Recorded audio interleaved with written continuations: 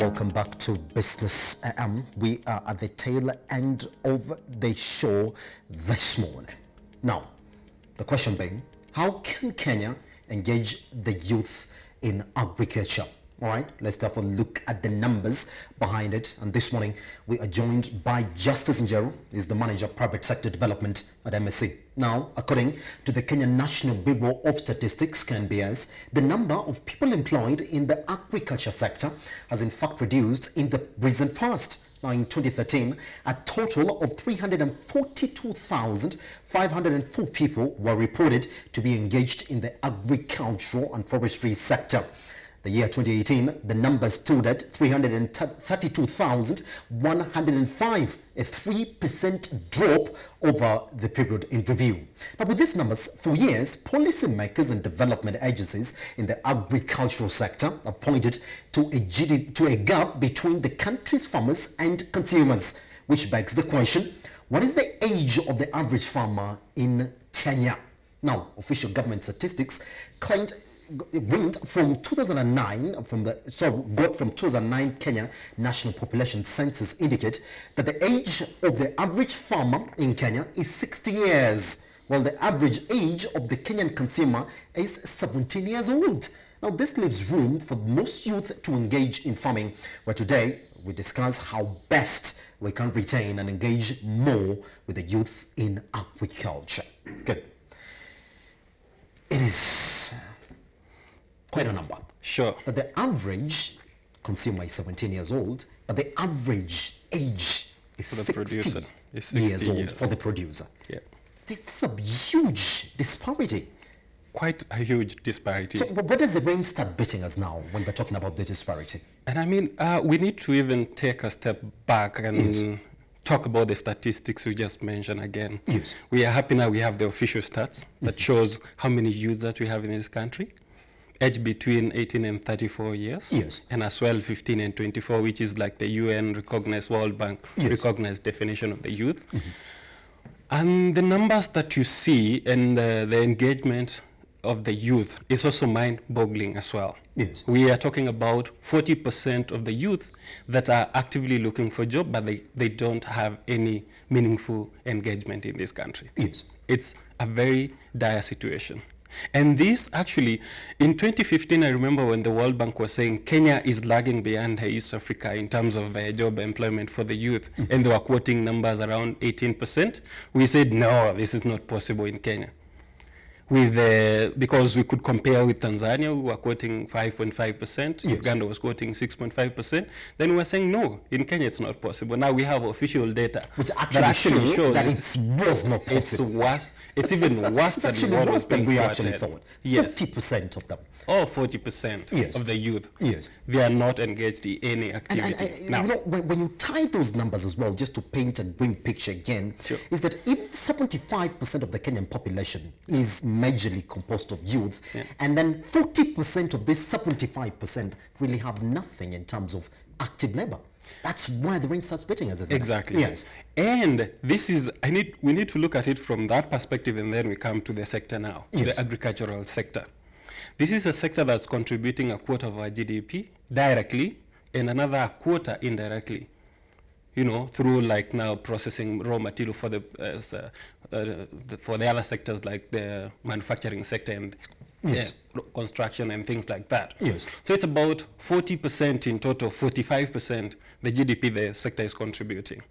Now, that shows the opportunity that we have to engage the 40% of the Kenyan youth that are not engaged in any activity into the sector. And you have just painted the right picture that an average farmer is about 50 to 60%, what was officially quoted, 60%. Yes. These farmers are farmers, if you follow their profile, the persona, who is the 60% old farmer. This is a farmer who is not tech savvy, who is doing the normal traditional, way of doing farming. Yes. But we have a generation which has an advantage because we are in the digital age. They have access to information and access to technology as well, which can be used to make production better and be able to link up now the production and the consumption that we have in the market. Yes. You asked a very good question. Where did the rain start beating us? And I want to respond to that in a way, what should be done to bring the youth? Yes. The first thing is about the mind change. It's about the perceptions. And the perceptions start with the knowledge and, you know, the training that people are going through. Our education system.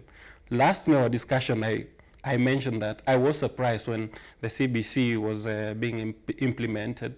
Agriculture was not given a core, like, you know, like the center. Yes. Even as we all understand that we are an agrarian economy. Agriculture should have been like the main focus. Of course, technology would come first to drive innovations in the sector, but the agriculture should have been like also a prime concern. So when I'm talking about perception, it all starts from when our youth start their education. And we've seen, we have grown through the sector as well. When we were in school, agriculture was taken to be like, you know, when you do something bad in school, you're punished by given some piece of land you can go and dig, or uprooting tree stump there. You know, just putting the perception to young people that, you know, this thing is dirty and it's like a punishment for you. Yes. And also what we've also seen is the grim picture that is being painted as well, media as well. Yes. We also stand accused in the media, because what we portray of agriculture is more of food wastages, food loss. Like now we are talking about locust invasion, we are talking about drought, we are talking about, you know, the negativity that all we are pointing towards is what our youth are growing, taking up, that this sector is a sector that I don't want to engage into. Yes. I'd better go into urban center and start something, you know, which is more favorable, which is not dirty per se. Yes. Yeah. So those are some of the factors. Isn't it? All right. Yeah. Therefore, if we are talking about, therefore, putting these youth, therefore, into the sector, Yeah. where do we begin from? Because as you can say, actually, now, which points in agriculture sector, therefore, can this youth come in and plug? Because that's the main question now. Yeah. Yes. The issue with the engaging the youth in the sector is that we need to look at agriculture in terms of the value chain approach. Yes. So it's not like looking at only production. Yes, we agree. The 60-year-old is the farmer, who is the producer. But remember, for the producer to get the food to the 17-year-old consumer, there's a chain of event that happens in between there. I see. Yeah? Mm-hmm. And the production that we have currently is up to optimal. We are not producing to the maximum that is there. And simply because, as I said earlier, these are the farmers that are used to doing the things in the same order. Mm-hmm. To change them, we need intervention in between there. And we are talking about input, looking at it from the input-output market of the agriculture sector. From the input sector, how can we have the right input, you know, the improved seeds and chemicals at the right time, all that? Yes. How can the youth be engaged in that? Yes. Because that's a big question. Mm-hmm. The youth, as I said, they have, and statistics, we'll talk about the stats where we are saying about 60% of the Kenya, they have access right now to smartphone. Yes. Which is an added advantage. Especially when you look at it as well, isn't it? That's like a place where you can actually plug in if you want to start something. Exactly. Yes. Right now, if you go to where we are trying, and the last time I mentioned about the fintech age, yes, you know, the AgTech also is coming up, mm-hmm. and agriculture technologies. And the agriculture technologies is where probably now from our education sector we can have the youth focus on that and look at what technology can be used from production all the way to the final consumer. Yes. Being information is one key thing. Yes. Where the youth can come up with platform where they can collect the information, and that information is sent back to the producer as well. Yes. It's not necessarily that the young youth or the young Kenyan, yes. should get involved into the production side of things. But if they can give the right information to the farmer, then the farmer is able to uptake that best practice, yes. and they're able to produce better and efficiently and increase their production, and that has a spiral effect. Yes. On the other side, we are talking about value addition, which I mentioned last time. In our government, we have the ASTG, which is Agriculture Sector Transformation and Growth Strategy, that was launched last year by the president. It talks about value addition as a key component there. And the value addition, we are talking about not having the raw material, you know, selling our raw materials directly to the market, but rather adding the value. Because when you add the value, yes, then the cost goes up, the margin for the farmer goes up, and that is going to have a spiral impact. How can value addition be done? Starting agri-SMEs. And it's also a focus in ASTG. Yes. If it's really implemented as the Kenya plan, then we'll have more industrial parks for the agriculture. Yes. And those are going to create direct employment to the youth, first of all. And then, indirectly, we are going to have also youth involved into, like now, transportation from the farm to this processing, the value addition SMEs. And also from there, the information flow back to the farms and things like that. Yes. I mean, there's so much opportunity looking at the value chain approach where the youth can be directly engaged. Involved in, isn't it? Yeah. So, I mean, you said it right there. I hear you speak, and then the only thing that I hear is that there are so many options for the youth to come in and actually join in the sector. Sure. What has been the key challenge, therefore? Other than mind change, we do know that it can start today. Sure. But when you look at the environment and the economy in Kenya, what has been this key challenge? There are a couple of things, and I will talk about, apart from mind change, I will talk about also the access to resources. The youth of this nation, they don't have access to main resource, being the capital, which is more financing, access to finance. Yes. You know, we are talking about technology, and these technologies don't come at a cheap price, per se. Yesterday, I saw there was a show, an exhibition show that was for agriculture, where they're showing the technology that one can use, irrigation pumps, mechanization, and things like that. The interesting bit of that is that all these technologies, at the entrepreneur there would say, they come at a cost. But now look at youth who's just finished their education. They don't have a job. 40% are not engaged, but they want to get into agriculture. How do they access these technologies? So, and this is where the financial market comes into play. Yes. They need to start understanding the youth. Because, I mean, the researches that we have conducted as MSC and our partners shows that actually the youth do save. And they are also accessing credit through the digital credit in the market. Yes. So that means they are actively involved in the financial market and they understand. So it's not something new that we are introducing to them. So the same approach, we need to sit with the financial market also to be able to come up with the, the product, the right product that understands the youth. Right now, what we have in the financial sector is a generic product that does not really understand. Because I'll give you an example. You are a youth, you want to get into agriculture, but then you go into a financial institution, but they want you to bring a title deed. Yes. First of all, youth, they don't have access to this land.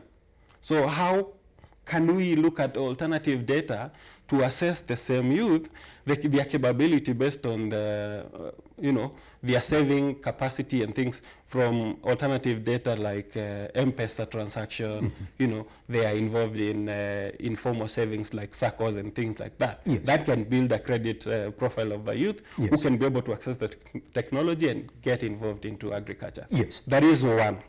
Access to finance. Access to finance, which is a big one as well, isn't it? Yes.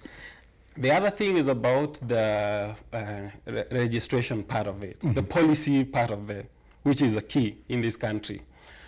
I remember 2017, we launched the Youth in Agriculture, Kenya Youth in Agribusiness Strategy, which is a 5-year strategy, 2017-2021. Most of us who are interested in the sector were surprised in last year to learn that we are launching the second Kenya Youth in Agriculture strategy, yet we haven't done even 40% implementation of the first strategy. One that you actually introduced in 2017, isn't it? In 2017. Yes. Yeah, I mean, that shows you the disconnect. as we are talking and we are looking at the statistics and seeing the what we are looking at is a full-blown crisis if not well handled right now. I mean, it surprises me and you to see that we should be focusing on how can we first of all look at what was in the first strategy, what is it, what were the shortfall, where didn't we, what is it that we didn't achieve, so that before we get to the next 2022, 2027, 2026 strategy, at least we base it on the first one. And then, you know, so there's a mismatch in terms of the policies that we're coming up and Yes. how they're being implemented. Yes. So that's the second major thing that I can talk about. Yes. Yeah. I want to put you on the spot this morning, Sure. therefore, because when I spoke to a few friends of mine who are actually into farming, and one of them is into providing information, which pesticides are good for you to use and exactly how you can grow your gardens just beside your house, Sure. regardless of where you are. Sure. And he told me, look, but Simba, I don't even think that this farmer that you're talking about, the farmer, the 60-year-old, the 50-year-old, that they actually are open to departmentalizing their activities. Look, they want to do everything. I have a farm, I want to manage the cells, I want to manage the treatment, I want to manage the scaling up and all that. So it becomes very hard, therefore, for somebody to plug in if you necessarily do not have a shamba, you do not have a farm to actually go in or rear your own animals when we're talking about agriculture. Do you think that there is a policy framework that directly goes into opening opportunities for the youth to plug in to these activities? And very good, and you've just put the right picture of Yes. what I wanted to talk about. I mean, in the policy perspective, we have to look at our land tenure in this country. And it's a discussion I'm happy is being conversed in the BBI Yes. discussion as well. But it's a regional some more discussion that needs to be brought up, because it's just being looked at in separation. But we look at it in holistic. Yes. We need to think about how youth will plug in into the same land tenure system in this country. Yes. Because as it were right now, we do have some land that can be used in active agricultural productive use. But what we are seeing is a conversion of this productive agricultural land into more commercial, putting up a building. Yes. Now,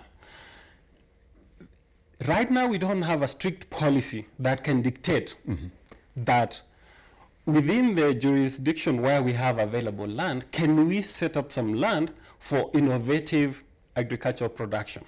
And that can be like a demo, not really a demo plot, but it can be the case study where we can bring the youth to come with the innovations, and then the older generation, older farmer can start seeing. Because what we just need to see is to have a case of the best practices and what they're doing. Yes. Then they can learn from the best practices and see whether there is any impact or change, or they're, you know, then they can be able to adapt. Yes. Right now, we don't have a concrete policy that really would dictate and set aside such land for Yes. engaging youth. Yes, just as we continue this conversation again, Sure. now we do know exactly, even from the 2019 census statistics, we don't really have the same mode of population movement. Is that most youth are moving away from the rural areas now, where you expect that the county governments would actually come in and support them to stay back, but the same trend that we've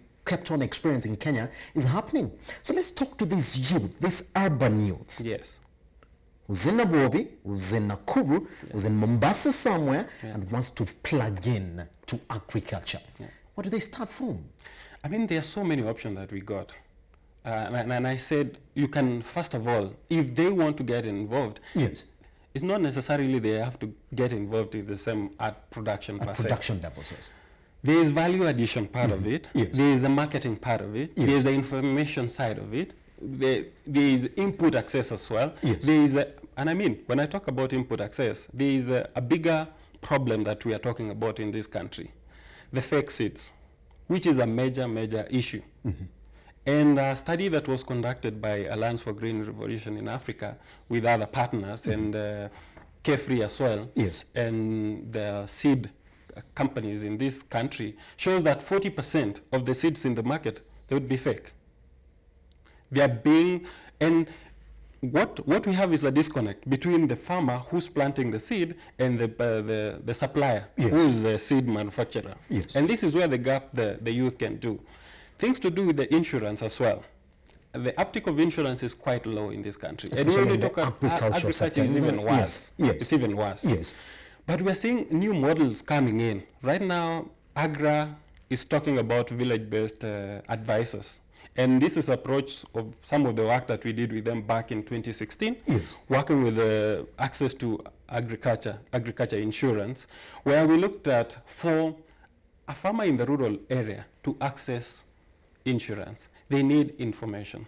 They need to understand the packaging of because the perception of the insurance has been bad in the market. Yes. And that is the issue that the farmers have. They don't understand.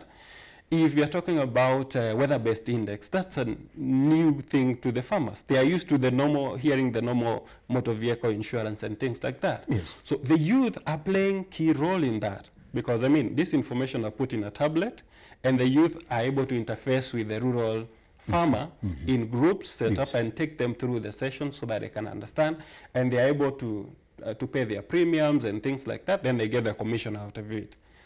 All these are opportunities. The other option, and we've seen what was happening in this market, where we had companies coming together and saying, you can invest with us, then we can invest on your behalf in the greenhouses around the periphery of Nairobi's and this other. Yes. A very good, well-thought mode, but poorly executed as well, because of the promises that were being done and realistic and things like that. Yes. These are some of the things the government plus the private sector needs to start thinking how they can support in that, whereby this low-hanging money from the youth, from the studies that we have conducted with our partners in the past, showing that the youth are saving. A lot of money is lying with the SACCOs in this country. Yes. And if you look at the average age of the people that are saving in the SACCOs, it's reducing as well. Yes. So that means the youths are saving. Can this money the SACCOs get into agriculture, organize themselves and invest on behalf, just like the capital market, you know, where you're not directly trading there, but you can have a broker who trades on your behalf. The same case can happen in agriculture. Yes. So you put your money and then someone is investing on your behalf, and then there's cushions, of course. The government needs to create cushion because this would be like a special project. Yes. Then they cushion in terms of any risk that can occur in the investment of these youth. Yes. And slowly you get to adopt them. Mind you, for the youth, it's about where the money is. They are coming to the urban center because they know in the urban center, the wage rate is higher than the rural areas. Yes. If agriculture then, after doing all this, shows that they can get money into it, I'm very sure, and I can tell you for sure, youth will start investing in the sector. That's a very good way to end this conversation this morning, sir. Okay, yeah, so, yes, I'm getting told that we're actually running out of time. Okay. Therefore, but I really want us to continue this discussion on another day as well, so we can actually now get to expand this opportunity for the youth outside there to actually sit down and understand that yes, in this sector, this is where I can plug in. Yeah. In this industry, this is exactly where I can plug in. I think that is the next part of our conversation. Sure. Thank you very much for coming by. Thanks. All right. Now, you want to be a part and parcel of the agriculture sector in the country. You really do not need to be in the production line. That's exactly what we're getting this morning. Guess what? You can be a part and parcel of this conversation. Just hit us across our social media platforms. That is at Metropole TVKE, our SMS lines. You want to ask him any questions, and I know you are going to 2146. Send in an SMS, and then after that, all the questions shall be getting straight to him after this. Good morning. I'll be with you at 11, 12, and 1 for Metropole News.